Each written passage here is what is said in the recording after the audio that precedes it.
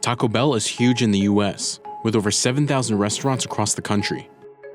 It's one of the top 5 restaurant chains in the US based on sales, and a recent Harris poll also appointed it America's favorite Mexican restaurant. I mean, I love Taco Bell. It's one of those type of restaurants that it's taco. The company says its commitment to value and innovation is what's driving its continued sales growth.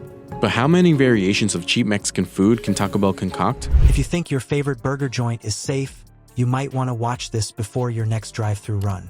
Wendy's, Taco Bell, Starbucks, each is quietly closing stores in 2026. And not just because business is slow. Rising costs, tech experiments gone wrong, and angry franchisees are testing how much a fast food empire can take before it cracks. In the next few minutes, you'll see which chains are shrinking and why it affects what you pay for lunch next year. Before we move on, I'd like to ask you a small favor. If you appreciate this content, please take a second to like this video and subscribe to the channel. Over 98% of you watch the videos without subscribing. Costs you nothing, but it makes a huge difference to us. So, did you click the subscribe button? Great, thank you so much. Now back to the video. It's not the AI drive-thru or the fancy kiosks that might kill Wendy's. It's the idea behind its own slogan. Fresh, never frozen once made Wendy's feel like the grown-up choice in a sea of thawed burger patties. But that promise, the thing that set it apart, is now turning into a millstone. Fresh beef costs more, and when cattle prices jump, there's no buffer, no deep freeze safety net to rely on like the rest of the industry. Every pound cuts deeper into profit, yet customers don't see a premium steakhouse experience when they unwrap their burger. They see a drive-thru bag that costs a few dollars more than last month's. The trouble starts at the register. Those rising beef costs don't just pinch corporate executives. They ripple down to franchise owners, who have to raise prices while pretending they haven't. The classic combo meal quietly creeps up. Fries shrink, coupons vanish. And still, it's hard to convince a lunch crowd that a burger at Wendy's deserves its newer price tag when a cheaper one down the road tastes about the same. Wendy's isn't the budget player anymore, but it's not the splurge either. It's stuck in between, paying the most for ingredients and reaping the least excitement from customers. You okay there? Red scoop of beans. You get your red sauce. Seasoned beef. And then your tomatoes and your onions. And then you're going to want to fold it like this. And that's been one of the favorites here at Manistee. Every great chef has a great sous chef, and in a restaurant where homemade is the standard, so is tradition through the generations. So this is my son, he's 16 years old, he's been with me for a while. Let's start with Jack in the Box. It sold itself as the rebel of fast food, a place for anyone craving cheap fries and late-night tacos at 2 in the morning. But the same rebellious streak that made it famous isn't paying the bills anymore.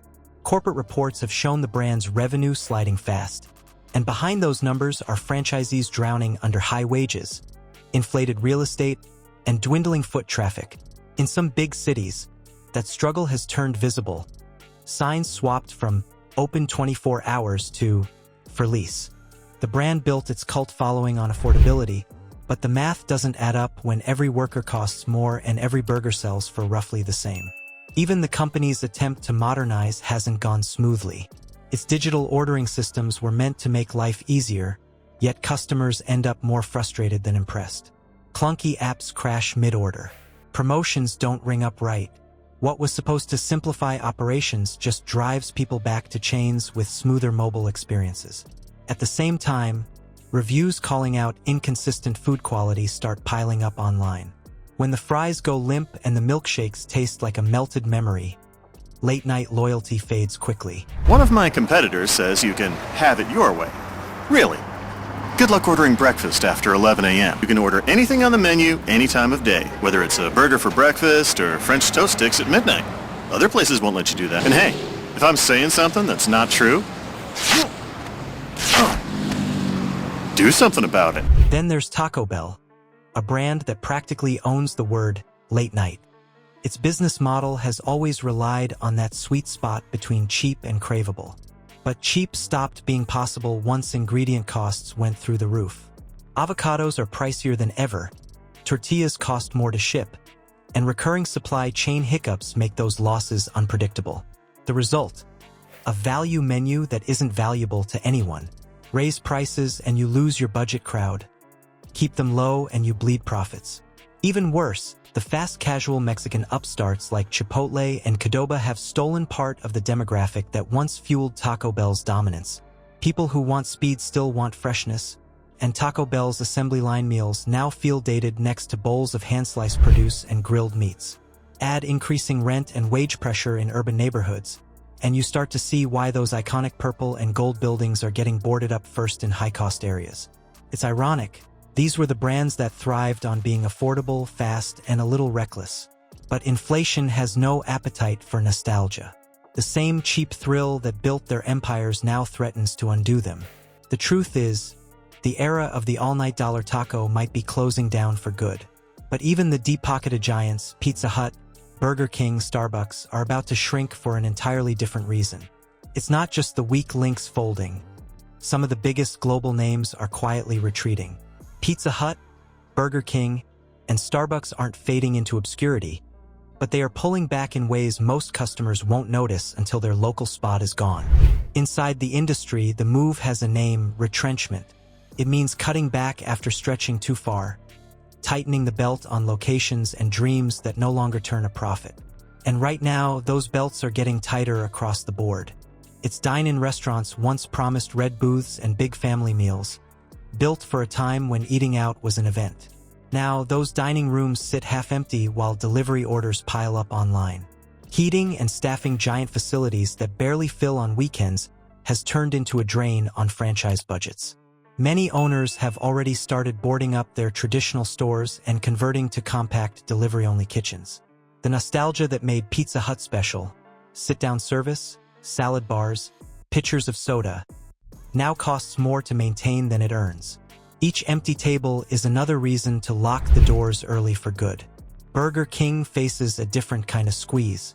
Corporate leaders want to modernize with digital menu boards, smart drive-thrus, and rebranded interiors. On paper, that sounds future-ready. On the ground, it means franchise owners must spend tens of thousands on tech that doesn't necessarily boost sales. Many are pushing back, questioning why they should pay for upgrades that yield little return. The tension has turned public, with operators balking at constant redesigns and corporate pledges that traffic will rebound eventually. When the people running the restaurants lose faith in the plan, retrenchment becomes the default move. Cut locations, slow remodels, and ride out the debt storm.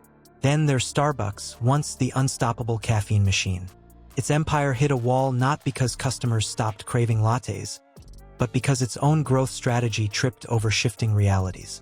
Those upscale, reserve locations that were supposed to make coffee feel luxurious turned into money pits.